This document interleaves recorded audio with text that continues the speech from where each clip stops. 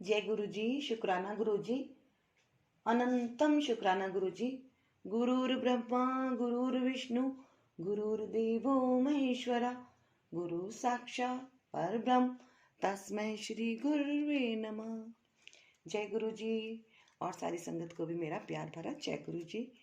संगत जी, आज हम पार्ट 52 ले रहे हैं और इसमें जो है ये है श्रीमती सबीना कोचर दिल्ली से। तो इनका सत्संग हम शेयर करने जा रहे हैं। आप सब लोग ध्यान लगा के सुनिए। मैं पाठ करने जा रही हूँ और ले लेते हैं गुरु जी से आज्ञा। और संगत जी, आपसे मैं रिक्वेस्ट कर रही हूँ कि अगर आप चैनल पर पहली बार आए हैं तो चैनल को सब्सक्राइब कर लीजिएगा, और अगर आप पहले से ही सब्सक्राइब कर चुके हैं तो आपका धन्यवाद है। और वीडियो को आप शेयर कीजिएगा, ज़्यादा से ज़्यादा लोगों तक पहुंचाने की कोशिश कीजिएगा, जिससे कि ज़्यादा से ज़्यादा लोगों को कष्टों से मुक्ति मिल सके, उनका भी भला हो और आपका भी भला हो, और गुरु जी की ब्लेसिंग जन जन तक ज़्यादा से ज़्यादा पहुंचती रहे दिव्याभा के माध्यम से। और शुक्राना गुरु जी। अब हम स्टार्ट कर लेते हैं। गुरु जी आज्ञा दीजिए। ओम नमः शिवाय शिव जी सदा साय। ओम नमः शिवाय गुरु जी सदा साय। ओम नमः शिवाय शिव जी सदा साय। ओम नमः शिवाय गुरु जी सदा साय। ओम नमः शिवाय शिव जी सदा साय। ओम नमः शिवाय गुरु जी सदा सहाय। जय गुरु जी। तथास्तु। मैं सर्व विद्यमान और निराकार सृष्टिकर्ता में विश्वास करती थी। मुझे लगता था कि वे मुझे सदा देख और सुन रहे हैं। एक दिन मैंने उनको मनुष्य रूप में देखने की कामना करी और वे मेरे सम्मुख उपस्थित हो गए। मुझे कमर से नीचे अत्यंत पीड़ा रहती थी। कोई औषधि काम नहीं कर रही थी। फिर मुझे गुरु जी के बारे में पता चला तो जो सबके कष्ट दूर कर देते थे। मुझे संशय अवश्य था, किंतु उपचार की आशा लिए मैं उनके पास पहुंच गई। मेरे 7 वर्षीय पुत्र के गलतुंदिका में पस भरा रहता था और प्रति 15 दिन में उसे ज्वर आ जाता था। कभी कभी ज्वर 103 तक पहुंच जाता था और रात्रि में कोई चिकित्सक भी नहीं मिलता था। मेरे पुत्र को एक प्रतिजैविक औषधि छोड़कर कोई भी अन्य औषधि नहीं दे सकते थे, क्योंकि उसके शरीर पर उनके दुष्प्रभाव हो जाते थे। एरिथ्रोमाइसिन, जो ऐसे अवसरों पर रामबाण मानी जाती है, के भी दुष्परिणाम होते थे। यह हर माह घटित होता था और हमारे लिए अति भयावह अनुभव होता था। उन दिनों 1996 में भक्त अपने कष्ट गुरु जी को व्यक्त कर सकते थे। मैंने उनको अपना कष्ट मेरा बेटा कहकर बताना आरंभ ही किया था कि वह मुझे पहले अपना रोग बताने के लिए बोले। साहस बटोरकर मैंने उन्हें अपने पैरों में हो रही पीड़ा के बारे में बताया और गुरुजी ने मात्र हुन नहीं होगा कहा। उनके कथन के अनुसार उनमें पुनः कभी वेदना नहीं हुई है।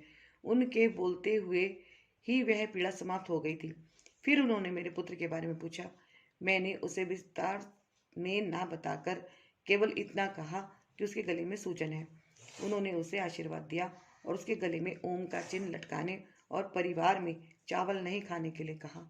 मेरे मन में तुरंत विचार आया कि 7 वर्ष का बच्चा गले में स्वर्ण की जंजीर कैसे संभाल पाएगा। यद्यपि यह मुझे सोचना भी नहीं चाहिए था, किंतु मेरे यह सोचते ही वह बोले कि उसके गले में पीले धागे में ओम डालकर पहनाया जाए। गुरु जी भविष्य देख सकते हैं, अपनी इच्छा अनुसार दुर्घटनाएं रोक सकते हैं। पहले दर्शन के समय ही मेरे कहे बिना उन्होंने मुझे अपना एक विद्यालय चलाने का आशीष दिया। विवाह से पूर्व मैं भारतीय प्रशासनिक सेवाओं में जाना चाहती थी, किंतु विवाह ने उस पर रोक लगा दी। जब उन्होंने मुझसे पूछा कि उन सेवाओं में जाना चाहने पर क्यों नहीं गई, तो मैंने उत्तर दिया कि प्रेम होने के पश्चात विवाह मेरी प्राथमिकता हो गई थी। मुझे प्रतीत हुआ कि वह जो दर्शाते हैं उन्हें उससे कहीं अधिक पता है और साधारण मनुष्य नहीं है। यह घटनाएं दिल्ली में हुई। गुरुजी शीघ्र ही जलंधर चले गए। मेरे कष्ट फिर कभी लौटकर वापस नहीं आए। मेरा पुत्र भी स्वस्थ और सानंद हो गया था। फिर मुझे आभास हुआ कि वह रचयिता के मानव अवतार हैं जिनको मैं ढूंढ रही थी। मेरे पुत्र और मुझे स्वस्थ करने के लिए धन्यवाद प्रकट करने में जलंधर गई। मेरे 4 वर्षीय बेटी गत शीत ऋतु में अस्वस्थ रही थी और उसे श्वास का कष्ट रहा था। यह जानते हुए कि अस्थमा यह श्वसन शोध कितना बुरा हो सकता है, मैं उसके बारे में चिंतित थी। मैं गुरुजी के साथ बरामदे में बैठी हुई थी और थोड़ी देर में वह उनके चरणों के निकट ही सो गई, क्योंकि मैं उनसे उसके कष्ट बोलने का साहस नहीं जुटा पा रही थी। मैंने उनसे मन ही मन में विनती करी। मेरे मन में यह विचार आते ही उन्होंने अपना एक पैर उसकी नन्ही पीठ पर रख दिया। उनका उत्तर समझते हुए मेरे मन में आया कि अब कभी भी उसे तीव्र औषधियों की आवश्यकता नहीं पड़ेगी। उस दिन से मेरी बेटी को कोई श्वास संबंधित रोग नहीं हुआ है। जय गुरु जी। शुक्राना गुरु जी। संगत जी आप भी बोलिए एक बार, जय गुरु जी। प्रसाद की उत्पत्ति। पुराने अनुयायियों ने मुझे बताया था कि गुरुजी अपने हाथ में सचखंड अर्थात दिव्य प्रसाद प्रकट करते हैं। मुझे क्या पता था कि एक दिन वह मुझे भी प्रसाद देंगे। उन्होंने मुझे अपने पास बुलाया और अपना हाथ बढ़ाकर बोले, ले। उनके हाथ में कप के आकार का एक अति सुंदर मिश्री से भरा हुआ प्रसाद था, जिसके मध्य में एक और प्रसाद था। मेरे पिता हृदय रोगी थे, जिन्हें गुरुजी से मिलने से पूर्व 2 दिल के दौरे पड़ चुके थे। जब मैंने गुरुजी को उनके रोग से अवगत कराया तो वह बोली कि चिंता ना करूं। मैं आश्चर्य बना रहा मेरा आश्चर्य बना रहा। मुझे यह नहीं पता था कि उन्हें एक और दौरा पड़ेगा। हम उन्हें निकटतम चिकित्सालय में ले गए, जहां चिकित्सकों ने उनके बचने की आशा कम बतलाई। मैंने अपने पति को घर से गुरुजी का सचखंड प्रसाद लाने के लिए कहा। गहन चिकित्सा केंद्र में जाकर मैंने अपने पिता, जो जीवन रक्षा उपकरणों पर थे, की जीहा के नीचे थोड़ा सा प्रसाद घुलने की आशा के साथ रख दिया। उसके आधे घंटे के पश्चात लिए गए ईसीजी के अनुसार उन्हें केवल अपच की समस्या थी। वे उनके वहां प्रविष्ट होने पर लिए गए परीक्षण जैसे गंभीर रोग नहीं था। मेरे पिता के चिकित्सालय से निकलते ही हम जालंधर गए। मेरे प्रवेश करते ही गुरुजी ने मुझे अपने पास बुलाया और अपने अनुभव सुनाने के लिए कहा। यह पिता वाली घटना भी मेरा विश्वास है कि अब गुरुजी सत्संग सुनाने को कहते हैं। मेरा विश्वास है कि जब गुरुजी सत्संग सुनाने को कहते हैं तो सुनने वाले और अब पढ़ने वाले सबको उनका आशीर्वाद मिलता है। देखा संगत जी, बिल्कुल सही बात है कि जब हम सत्संग शेयर करते हैं, पढ़ते हैं, सुनते हैं, सुनाते हैं तो सभी का भला होता है। सत्संग इतने इम्पोर्टेंट है। मेरे पिता को लिम्फोमा, लसीका ग्रंथियों, गांठों का कैंसर हो रहा था। मैं गुरुजी को बताने गई, परंतु कह नहीं पाई। मैंने सुना था कि भक्तों के कष्टों को दूर करने के लिए वह कष्ट अपने ऊपर अंतरित कर लेते हैं, और उस दिन वह कष्ट में लग रहे थे। मैं कुछ कहे बिना ही लौट आई। 1 सप्ताह के पश्चात गुरुजी ने कहा कि उन्होंने मेरे पिता को कैंसर से मुक्त कर दिया था।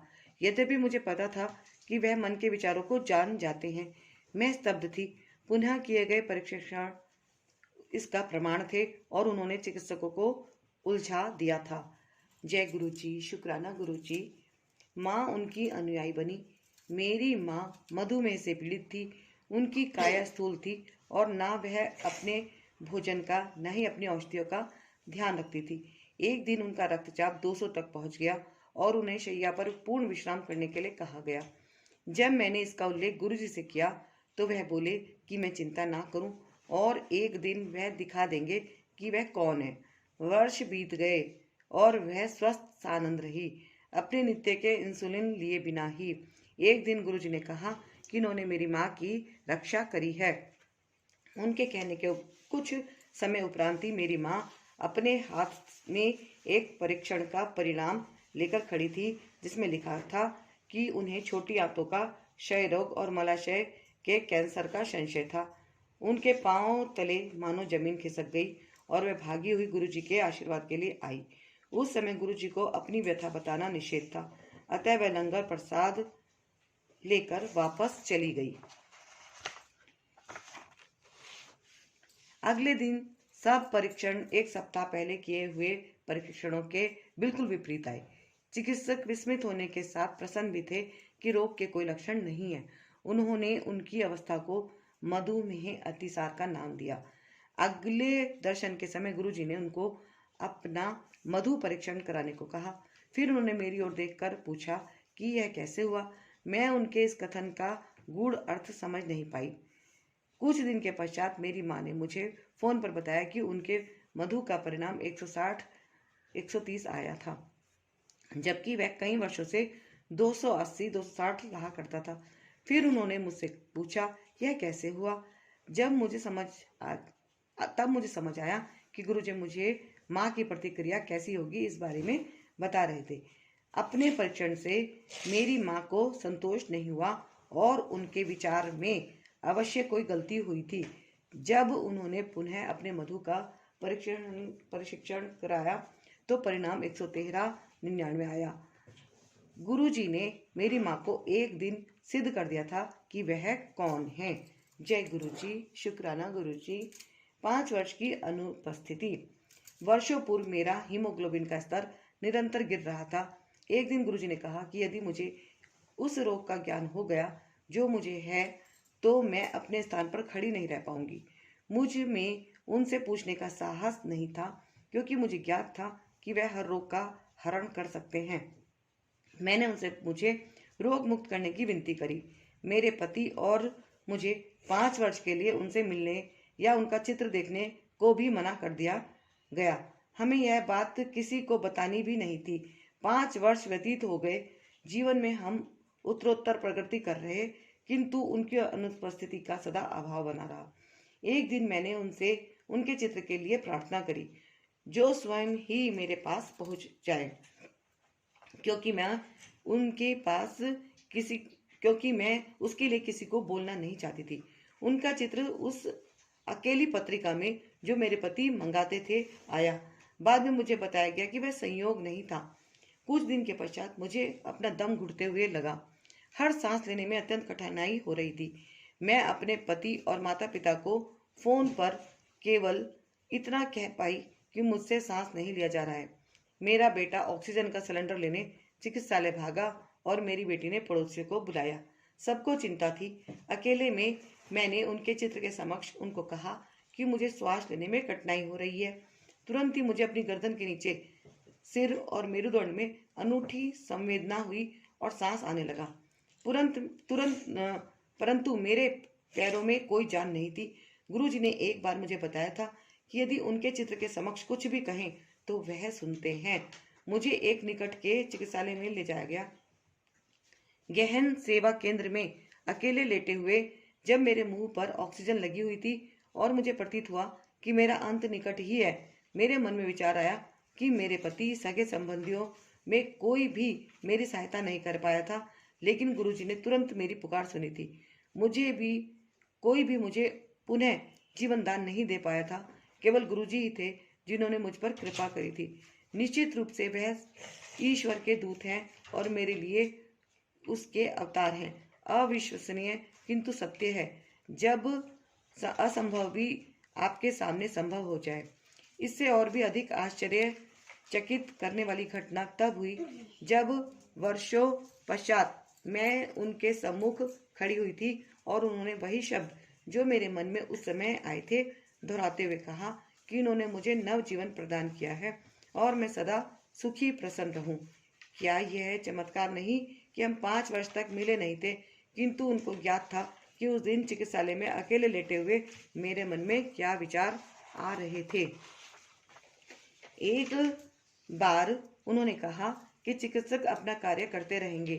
गर्भाशयोच्छेदन के पश्चात मेरा अस्थि घनत्व कम हो गया था।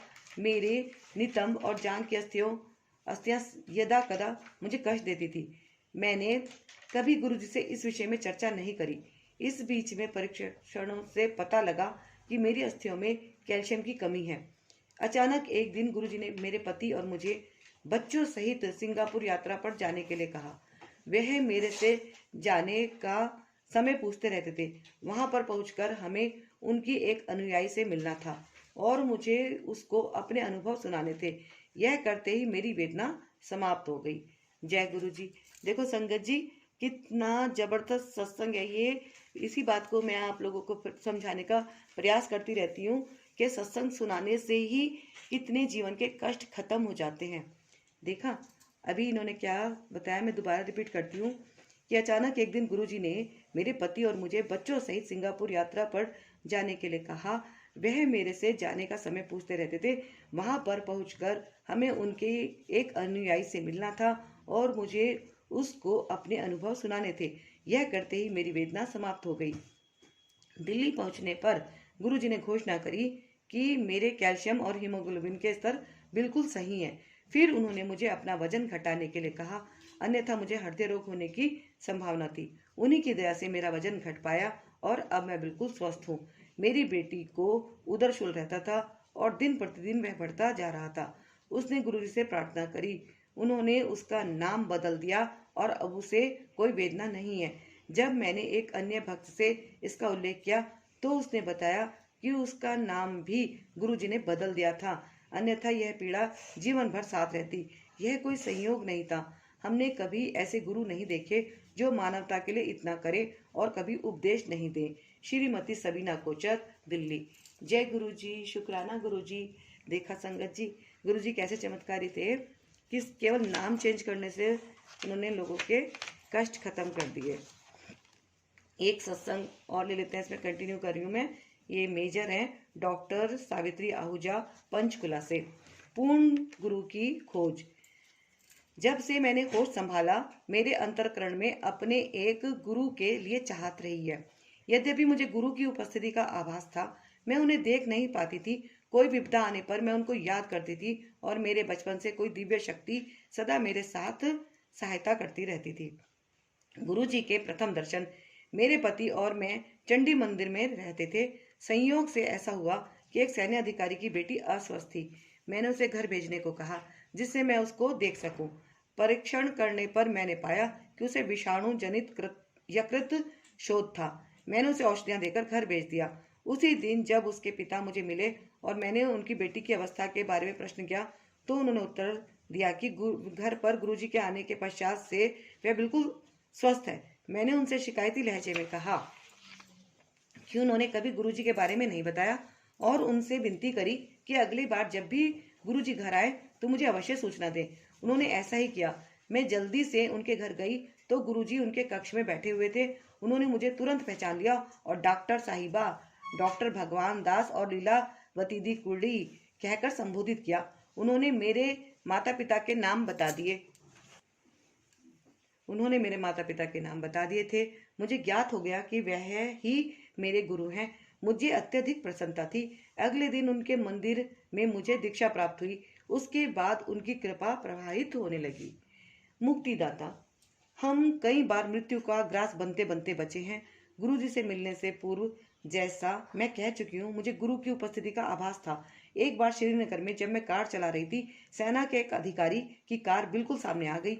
मेरी गाड़ी जब रुकी तो उसका 1/4 भाग सड़क पर था, किंतु शेष 3/4 सड़क से बाहर हवा में लटक रहा था।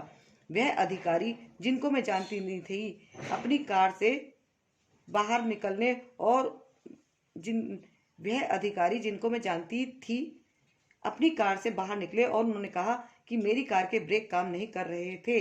मैं केवल ईश्वर का धन्यवाद कर सकती थी। बाद में जब वह बार बार बचाने वाली दिव्य शक्ति गुरुजी के रूप में सामने आई तो भी सदा हमारी रक्षा होती रही। एक बार जलंधर में गुरुजी के मंदिर के निकट एक छोटी बस ने मेरी कार क्षतिग्रस्त कर दी। मंदिर पहुंचने पर गुरुजी द्वार पर खड़े हुए मिले और बोले कि बच गई। दिसंबर 2005 में मैं अपने पुत्र की कार लेकर एक उद्यान में टहलने गई थी।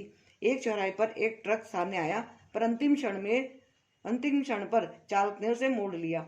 एक अनहोनी घटना, क्योंकि ट्रक के सामने छोटी गाड़ी को ही स्वयं को बचाना पड़ता है। ट्रक चालक ने मुझे क्रोध भरी निगाहों से देखा तो मैंने उससे कहा कि मेरे भगवान ने ही मेरी रक्षा करी है। यह सुनकर वह मुस्कुराया और चला गया। जय गुरु जी। सेना में पदोन्नति की अनूठी घटना। गुरु जी की मेरे मेजर जनरल पति की पदोन्नति में भी कृपा रही है। मेरे पति को पदोन्नति समिति ने स्वीकृति दे दी थी, किंतु उस समय केवल 5 रिक्त स्थान थे और वे 8वें स्थान पर थे। उनकी पदोन्नति असंभव लग रही थी। गुरुजी जलंधर में थे। मेरे पति के वहां पर लंगर ग्रहण करने के पश्चात गुरुजी बोले कि चलिए लेफ्टिनेंट जनरल साहब, आपको डाइन आउट करते हैं। कुछ मिठाई बांटने के पश्चात गुरुजी ने उनको पहनने के लिए एक पोशाक और दूध पीने के लिए एक चांदी का गिलास दिया। मैंने वह कपड़े और गिलास गुरुजी की दया के प्रमाण अलमारी में रख दिए, पर गुरुजी ने उनका उपयोग करने को कहा। मेरे पति ने उनका उपयोग किया तो गुरुजी की कृपा प्रभावित होती रही। पदोन्नति से पूर्व 3 बार उनकी अवधि बढ़ाई गई। सेना में संभवतः ऐसा पहली बार ही हुआ था।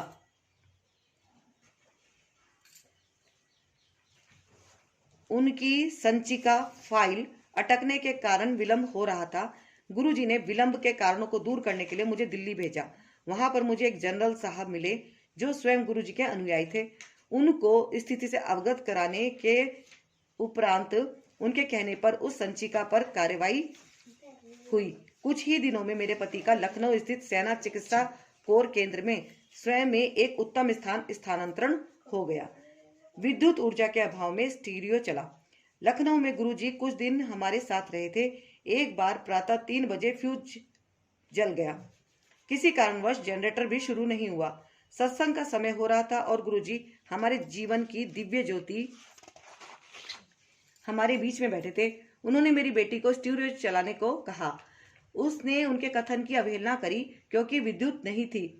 गुरुजी के पुनरोक्ति करने पर उसने चलाया और वह अगले 4.5 घंटे बिना बिजली के चलता रहा, बिना विद्युत के चलता रहा।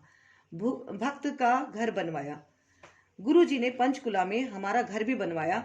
जब उन्होंने मुझे ऐसा करने को कहा तो धन का अभाव था। मेरे पति ने भी इसमें अरुचि प्रकट करी। उन्होंने शंका प्रकट की कि इसके लिए पैसे कहाँ से आएंगे और क्या गुरुजी धन की वर्षा करेंगे। किंतु ऐसा ही हुआ। बीज राशि के रूप में मेरे पति ने पुत्र के विवाह के उपरांत बचे हुए 40,000 रुपए दिए। फिर गुरुजी के संकेत पर मैंने सावधि योजना में डाले हुए धन का उपयोग किया। पुनः गुरुजी के तीसरी बार कहने पर मैंने अपने पास रखे हुए शेयर बहुत अच्छे दामों पर बेचे। अचानक पैसों का अभाव दूर हो गया था। गुरुजी ने पंचकुला में एक दुकानदार को सस्ते में सामान भी देने को कहा। शीघ्र ही घर बनकर तैयार हो गया था। मेरे पति को अपने प्रश्नों का उत्तर भी मिल गया था। गुरुजी ने हमारे लिए घर बना दिया था। यह तो उनका मंदिर है, हम तो केवल उसके रखवाले हैं। जय गुरुजी। भेंट में रेशमी कमीज। गुरुजी की कृपा से मेरे बच्चों के विवाह हुए। 1991 में चंडी मंदिर में मेरे ज्येष्ठ पुत्र मनोज के विवाह में गुरुजी पधारे थे। उनके कथन के अनुसार उसके 2 पुत्र हुए। जब चिकित्सकों ने गर्भ में पल रहे भ्रूण का लिंग बताने से मना कर दिया था तो गुरुजी का कहा याद कर मैंने उनको वह बता दिया। इसी प्रकार गुरुजी ने अगले पुत्र अरविंद को भी एक पुत्र और एक पुत्री का आशीर्वाद दिया। उनके विवाह पर भी 1995 में गुरुजी ने नव दंपति को आशीर्वाद दिया। उनकी कृपा से ही मेरी बहू की गर्भवती होने की रुकावटें समाप्त हो पाई। मेरे सबसे छोटे बेटे राहुल के विवाह में भी गुरुजी की अहम भूमिका रही है। वह छात्रवृत्ति लेकर अमेरिका में पढ़ रहा था। एक दिन उसने फोन किया कि उसे एक अमेरिकी लड़की पसंद है। यह मुझे अप्रिय लगा, पर हमने निर्णय गुरुजी पर छोड़ दिया। निश्चय हुआ कि यदि गुरुजी ने हामी भर दी तो विवाह होगा, अन्यथा नहीं। राहुल भी इस बात से सहमत था। गुरुजी से चर्चा करने पर वह मान गए। उन्होंने विवाह की तिथि भी दी। विवाह दिसंबर मास में दिन में होना तय हुआ। मेरे पति को पहनने के लिए गुरुजी ने एक सूती पैंट और एक रेशमी कमीज दिए थे। शीत ऋतु होने के कारण मेरे पति बहन ना पहनकर सूट पहनना चाह रहे थे। अचंभे की बात है कि उस दिन बहुत गर्मी रही और सूट में आए हुए अतिथियों के लिए वह सहन करना कठिन हो रहा था। मेरे पति ने सिलवाकर गुरुजी वाले कपड़े पहने और उन्हें कोई बेचैनी नहीं हुई। जय गुरुजी। गुरुजी समय निर्धारित करते हैं। हमें जालंधर से लखनऊ शताब्दी से जाना था। हम गुरुजी के दर्शन के लिए गए थे। वहां उन्होंने हमें ट्रेन चलने के समय से आधा घंटा अधिक बिठाकर रखा। जब हम स्टेशन पहुंचे तो पता चला कि ट्रेन भी आधा घंटा देरी से चल रही है। इसी प्रकार एक बार हमें नोएडा से पंचकुला जाना था। हमें देर हो गई और घर से निकलते निकलते स्टेशन से शताब्दी के चलने का समय हो गया था। मेरे पति मार्ग में कह रहे थे कि शताब्दी निकल गई होगी, पर कोई शक्ति खींचती हुई हमें स्टेशन तक ले गई। वहां पहुंचने पर हमारे शांतिपूर्वक ट्रेन में चढ़ने के बाद ही वह चली। मैंने इतनी तुच्छ बात के लिए गुरुजी को याद नहीं किया था, किंतु वह स्वयं सबका ध्यान रखते हैं। चंडी मंदिर में एक बार अचानक मैं गुरुजी के पास प्रातःकाल चली गई। मैंने सोचा था कि उनके दर्शन करने के बाद मैं सीधे अपने कार्य पर चली जाऊंगी। यद्यपि मुझे चिकित्सालय में 10:30 बजे तक होना चाहिए था। गुरुजी ने मुझे 11 बजे तक बिठा कर रखा। मैं भी संयम से प्रतीक्षा करती रही। जब मैं चिकित्सालय पहुंची तो मुझे बताया गया कि कोई रोगी नहीं आया था, क्योंकि सेना की सब महिलाएं चंडी मंदिर गई हुई थी, जहां एक जनरल निरीक्षण हेतु आए हुए थे। जय गुरु जी।